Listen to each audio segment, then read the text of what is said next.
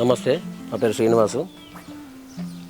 ఏదైతే మనం రైతులు అనేవాళ్ళు చిన్న డైరీతో స్టార్ట్ చేసి లాభాల బాటలోకి పోవాలంటే ఏం చేయాలనే విషయంలో నాకున్న అవగాహన అనేది మీకు తెలియజేయడం జరుగుతుంది. ఎందుకంటే ఒకేసారి మొత్తం బర్లన్నీ తీసుకొచ్చి షెడ్లో పెట్టేసి పాలు పిండుకొని లాభం పొందాలంటే కాదు.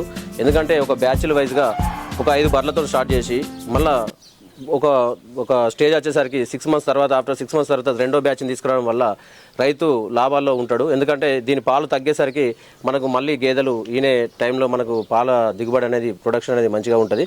ఇంకా అదే కాకుండా ఈ 10 బర్లతో పాటు మన దగ్గర పుట్టిన ఏదైతే దూడలు అవి ఉంటాయి కదా, వాటిని మనం పెంచి పోషించుకొని సరైన పద్ధతిలో పెంచి పోషించుకుంటే మనం అత్యధిక లాభాలు సంపాదించే అవకాశం ఉంటుంది.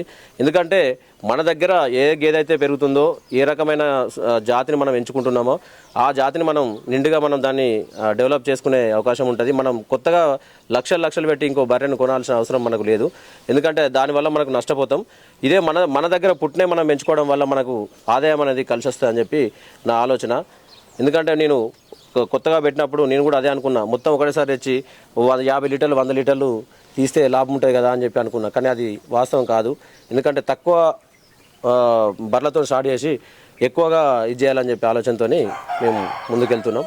ఏదైతే కొత్తగా డైరీలోకి అడుగుపెట్టే వాళ్ళు ఏమనుకుంటారంటే ఒకటేసారి 10 లక్షలు పెట్టేసిన 10 లక్షలకి 10 లక్షలు రావాలి, సంవత్సరంలో వస్తాయి 2 సంవత్సరాలు చెప్పి ఆశపడతారు. అది మాత్రం అవాస్తవం. ఎందుకంటే మనం అన్నీ చూపెట్టినట్టు ఒక్కొక్క దాని మీద 10 లీటర్లు 20 లీటర్లు ఇచ్చేసి దీనికి ఇంత రేటు అనుకుంటే దానిలో దానా పోను, లేబర్ ఖర్చు పోను, వర్కర్స్కి ఇవన్నీ చూసుకుంటే మనకు కూడా ఎంతో కొంత మిగిలేది ఉంటుంది. ఒకటి మనం ఏంటంటే పెట్టగానే లాభం రాదు. మినిమం 3 నుంచి 4 సంవత్సరాలు అంటే మన దగ్గర పుట్టింది మళ్ళీ క్రాసింగ్ చేసిన తర్వాత మళ్ళీ మనకు ఎప్పుడైతే సూడి వచ్చి ఒక బర్రె ఈనగలుగుతుందో అప్పటి నుంచే లాభాల బాటలోకి పోతాం. ఆ 3-4 సంవత్సరాలు రైతు అనే వ్యక్తి వెయిట్ చేయాల్సిందే.